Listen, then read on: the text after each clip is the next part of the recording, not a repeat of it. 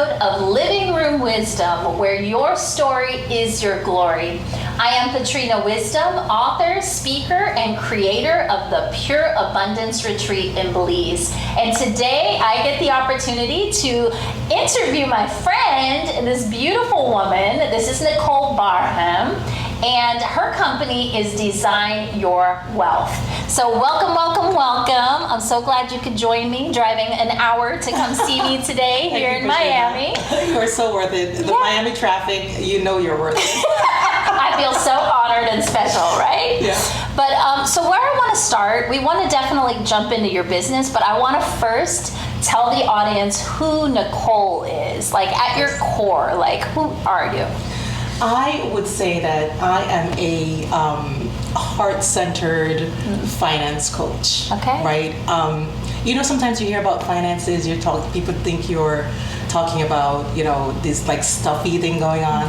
I want to change the world with my skills as a finance coach.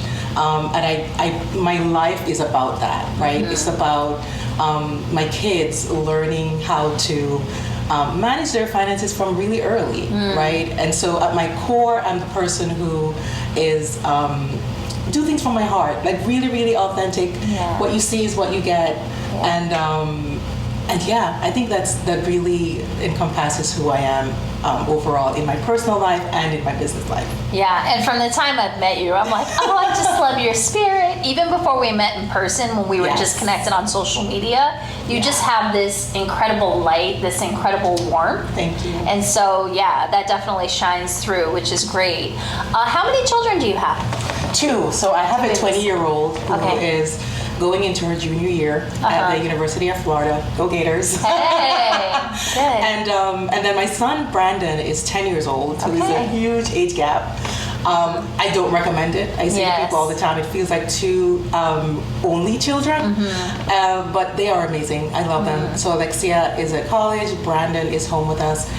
Brandon is special needs, and he's one of the reasons why I'm really building my business. He is my why. He's the wind beneath my wings when it comes to creating my business and the way that I live my life, so that I could just provide the best life for him. And create that legacy for him, right? Because as someone who has special needs, you probably ended up having to do like a special needs trust and make sure that financially he's taken care of in the event that you're not here. Right? Absolutely. And my husband and I are, you know, we're of a certain age, so, and he's only 10, so we know that we have to prepare now to make sure that he is taken care of. That's very smart. Yes. It's very smart, and it's something for those of you out there to think about. I know that we all think we are indestructible and that we're going to live forever, but the truth is that we really do need to take time to plan for our futures. So I'm really happy to have you here today to talk a little bit about that.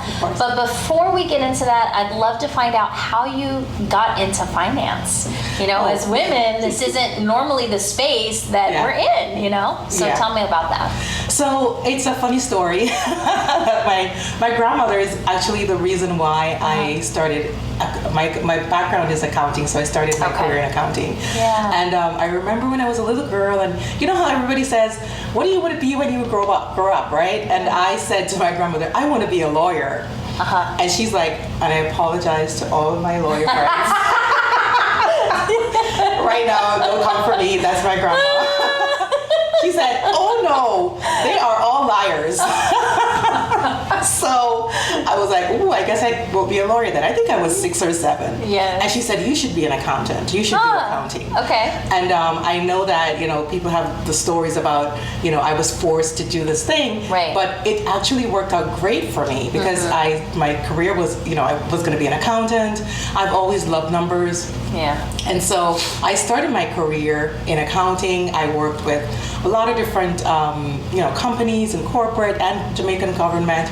And so that's my background. Okay. But what I'm doing now was not because of the accounting background, but it kind of, you know, I had the skills before, but then I got into finance because I was terrible with my finances. Okay. And you know how that catalyst, that, you know, that one thing that kind of, you know, turned everything around for you? Yes, I do. I'm familiar. And so, unfortunately or fortunately, Yes. bankruptcy caused me to become a finance coach. And so, people, they hear my story and they're like, oh my goodness, if you can turn your life around by coming back from bankruptcy and now teaching people how to manage their finances well and build wealth, then it's an amazing story when I think about it.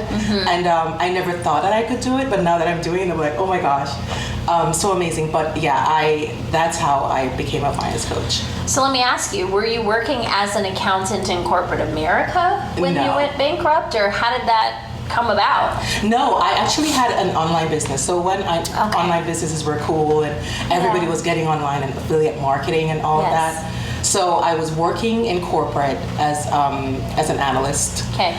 Still with numbers, but not accounting. And then I was running an online business on the side. And then I left corporate to run my online business full time.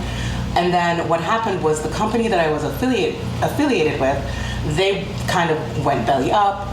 Income went away, and I pulled my head out of the sand and realized that I had over 6 figures of debt. And I'm like, you know what, I need to go back to get a job, but there's no way that I could pay off 6 figures of debt, even with a day job, right? And so that's I wasn't doing accounting in corporate, but I was online and building my business. Started building my business in 2013. So I've been in the business world a while. I know a lot of people see me and they're like, oh, she just shot out of a cannon. But I've been online for a little bit. So yeah, not in accounting or finance, but definitely went back and pulled from my experience. How long has this iteration, Design Your Wealth, been in existence? So Design Your Wealth is about 4 years old. Because when I filed bankruptcy and I decided that, we were in court and the attorney said, people file bankruptcy more than once. And I'm like, no. It's not a big deal to wealthy people to file bankruptcy and start over. Exactly. But I was like, I don't think so. And for me, it's one and done because I'm good on that. Because the thing is, when you kind of lose, it's not a get out of jail free card, right? You lose, you don't have credit, it's on your report. So even if your credit score is amazing, as long as it's on there, some creditors would not even look at you, right? And so I got to the point where I'm like, you know what, I am going to make sure that I'm a good steward of my money so I don't end up back here. And so that's kind of how Design Your Wealth started. I started doing it for myself, spending 5 minutes a day in my finances. It got so easy, right? And then by the time I was doing it for myself and seeing how well we're managing our money to being in the red still, and then being able to save money, being able to do a lot of things, I said, you know what, I think other women need this. I needed this. I had no one. I didn't know where to go. And I feel like other people need this. So that's how Design Your Wealth started. Because I'm like, you cannot win your way to wealth. You have to design it. And then, started to work with women one-on-one, providing their services, managing their finances with them, meeting with them. So kind of started out coaching in a way that I didn't know I was coaching. And so that's how Design Your Wealth started 4 years ago when I wanted to help other women to And how long ago did you create the 5-Minute Bookkeeper? Okay, so 5-Minute Bookkeeper. So this is the what happens when people don't want you to see their finances, right? Because it's like, it's like seeing them naked. And so it's a very vulnerable thing. It is. I mean, whether you're doing well or whether, you're in tough times, it's just a very, Absolutely. And so I wanted to help more people because I'm like, I'm seeing the transformation with these women that I'm working with.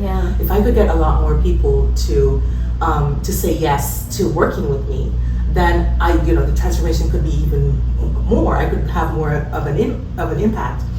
And so I think I joined Rachel Rogers' We Should All Be Millionaires. And I was trying to figure out, do I create a course? Before that, I wanted to do something that could, have them do it themselves and see how easy it is. But as you know, like with finances, it's not, people don't talk about finances. It's not easy to get somebody to like manage their finances. Right. People don't like budgeting. It's like the worst B word, right? Yeah. I call it a spending plan. It feels better. Yes. But it's still, you know, a lot of people don't want to do that. That's true. So I said to myself, how can I create something really simple so that, you know, they will want to do this? It will be fun. I wanted to make finances fun because if it's not fun, people don't want to do it, right? Yes. Present company included. Exactly. And so I joined Rachel's community. I wanted to do a course, but I wasn't sure how I was going to do it. And then when I joined the We Should All Be Millionaires, I think I saw Rachel say, I heard her say, build something once that you can sell over and over again. You don't have to be attached to every single dollar. Right. And I was like, why don't I use the templates that I use for my clients and sell it to them so they can use it and make it really, really simple so it doesn't take them much time and they get the results that they want, right? And then of course, we're always scrambling at tax time to get our numbers together. I was one of those people. And I'm like, you're not going to have to scramble at tax time anymore, and you'll be able to see how your money is doing, even, you know, while each week, each month, daily, if you'd like. And so that's how the idea was born. And I said to the group, I'm like, what do you think about this? People were chomping at the bit. They were sending me money. I actually made my first sale of 5-minute bookkeeper before I had a checkout page. Okay. And I was like, hold on, let me go create a checkout page and take it back. So I realized it was really needed. And so, you know, and as they say, the rest is history. The rest is history. How long have you been in the club? 2 years in June. Okay. So I joined last August, and so you had been in there maybe a year prior to me. Right. Awesome. I know when I came in, you were like a superstar. Like, Nicole Barham, 5-minute bookkeeper. I was like, okay, girl. So let me tell you, that branding is so key. It's beautiful. It's so brilliant and so simple. Yes, that's the thing. It's so simple. So now we've talked about the successes. I would like to talk about some of the failures, i.e. challenges that you've had in your life, whether it's your business, personal life. You know, what could you share about the journey? I would say there are more challenges than triumphs, even though what people see are the results, right? They don't see the struggle. They don't see, I tell somebody, well, I've said this all the time, that I started my business in 2018, but I never started making a profit until I launched 5-minute bookkeeping. Right? So even though I'm in business 4 years, you found your $1 million idea. Love it. Yes. So like the year before, in 2019, I look at my tax return, I made $400 in income, right? Okay. And then the following year, I started to kind of pick up a little bit more speed. Yes. And then in, you know, 2020, when I launched 5-minute bookkeeper, I replaced my income. Perfect. Right? And then I quit my job and all of that. But the struggling to figure out, okay, how do I get clients, right? So that's the business challenge. And I'm doing the exact same thing that I'm doing now, but there was no one who would, you know, send me a message or schedule a call or anything like that. Yeah. So it's very, and that's why sometimes I say to people, sometimes if something seems like it's not working, you keep at it, right? Instead of like switching. Yeah, and not, by the way, in the Clifton strengths, consistency is my number one. Makes sense. Yes. Okay. I literally wake up every single day doing the exact same thing. Yeah. And of course I tweak and I test and I figure some stuff out, but I'm like, I know this is it, right? I knew in my heart that this was what I wanted to do because I knew the transformation for myself and my clients. And so I, you know, it was challenging to get people to give me access to their finances. Sure. But when I figured out a way for me to help them without them actually showing me their stuff. Hack the system. Yeah, so created the system. But yeah, it was a challenge before. 2 years, no clients, not making any money, at a loss, or making a little bit of money. So challenges are really there, but it's definitely keep going, right? That's my challenge. And then for personally, I think the most recent would be my son. My son Brandon, I mentioned earlier, he has autism, and so he it was really challenging in the beginning when we got the diagnosis, and we did not know what to do, right? Mm-hmm. We had no clue about autism. We didn't know anyone with autism. We had no clue, basically, right? And so it was, and I feel like, and my daughter will tell me that as soon as we found out about his diagnosis, she felt like we changed as parents, right? And so I don't want to cry. Sometimes I feel a little bit guilty because, oh my goodness, we found out, this is what's happening with him. So now all the attention is on him, and making sure that he gets all the right therapies, and we teachers, we learn about this thing that we had no clue about, right? And so it was kind of challenging the family dynamic of, focusing just on him. What do we do? Where do we get services? And just the challenging of him not being able to communicate sometimes, and so it was hard for all of us. Thankfully, he's now 10. He's doing amazing. How long ago did you get the diagnosis? He was almost 4. Okay. So it's 6 years been ago. Some time yeah, so it was a bit of a transition for everyone. Yeah, absolutely. Now you've got your systems and you're consistent and everything's great, right? Yes. I think he's doing amazing, and we have great therapists and all of that. And this morning I'm leaving, and he said to me, "Mom, where's my iPad?" And I'm like, I don't know. We're not doing iPad today, right? So he's gotten to the point where he would, cry or throw tantrums and not being able to communicate with us, to the point where he's asking us for things and he's telling us, things, stuff like that. So I feel like he's made a lot of progress, but it was definitely challenging when I'm sure. Yeah, I have a business partner who has an autistic son as well, and one of 2. So same type of thing, seems like everything shifts to that one, and then the other one may have some feelings of loss and grief, right, of their parents. So how has your daughter now accepted and, kind of come into her own with the changes? I think for what I've seen is that she's fiercely independent.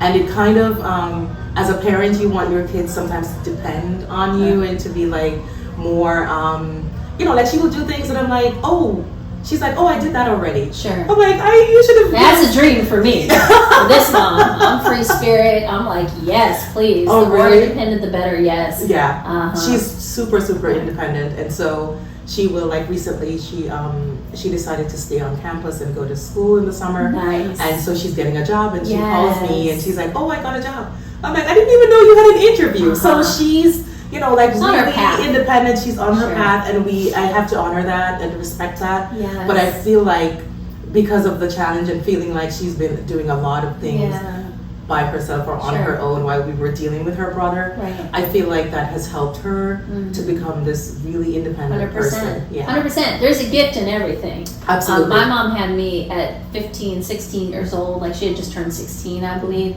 And having a young mom, there's a lot of challenges that come along with that.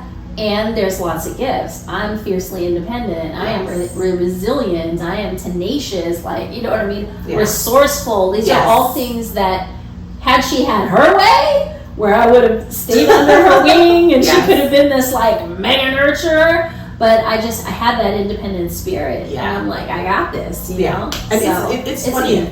I'm the same way. Like, I'm really independent too. Yes. But I feel like she's like me a little bit, like a few notches. And I'm like, okay, I get it. It's fine.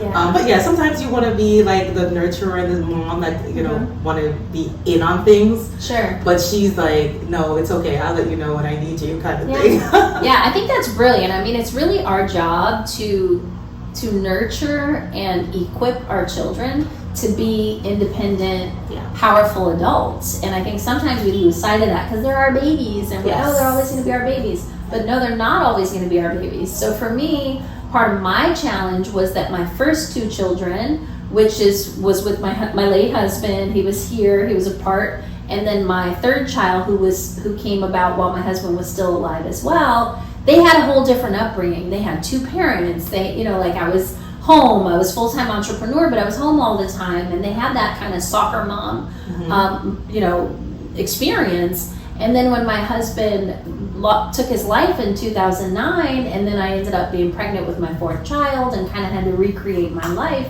it looked very different. So it's pretty traumatizing, I'm sure, to the three youngers, or excuse me, the three olders, right?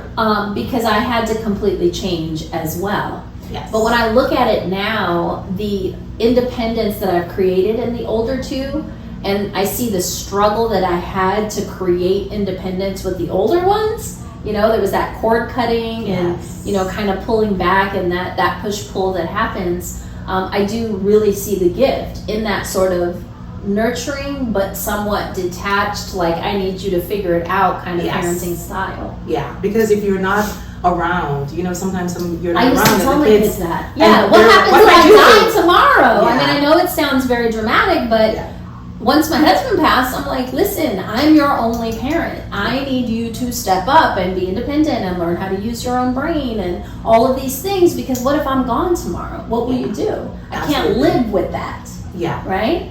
So tell me a little more about your relationship with your husband. How long have you been married? We've been married 24 years. That's amazing. Yeah, that's a long time. I love that. Yeah. And so we feel like we've known each other forever. Mm-hmm. We were in our 20s. We were really young.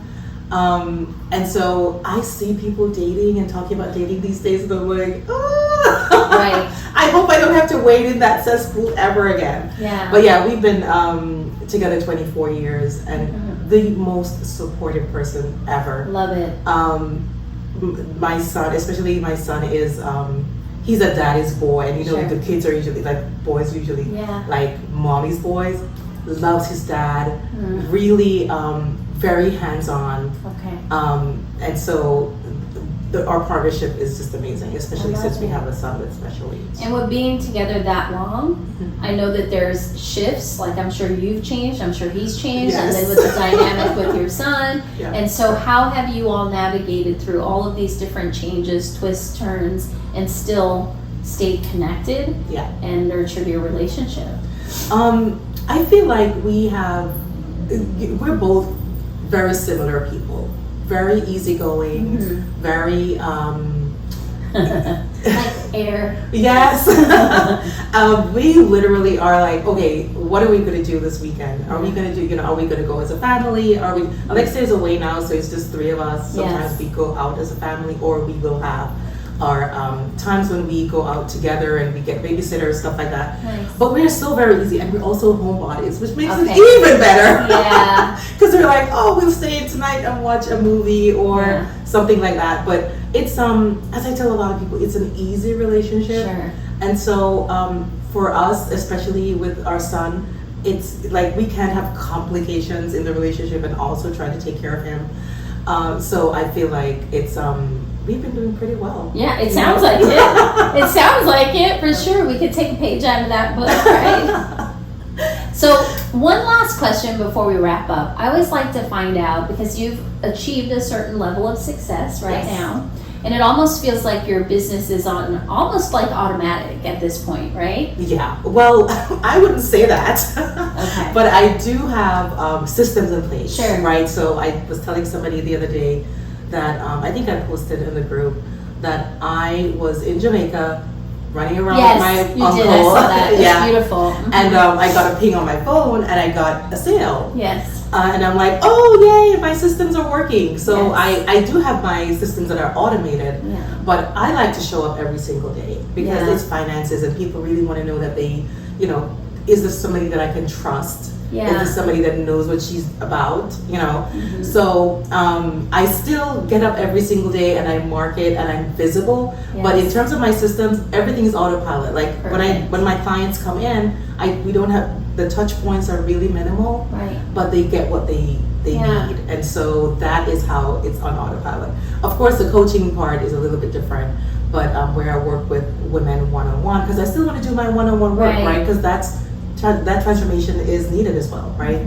And so that part of it, I'm relaunching my 6-month coaching program this summer. Working with 10 women. So that should be amazing. But my digital products, like 5 Minute Bookkeeper, totally on autopilot. Yeah. That's what we all want, right? Yes, absolutely. So tell me then, what does your life, your business, everything look like in the next 5 years? Oh my goodness. So I had a conversation yesterday with one of my friends, and she said, I see your company being a $5 to $10 million company in 2023.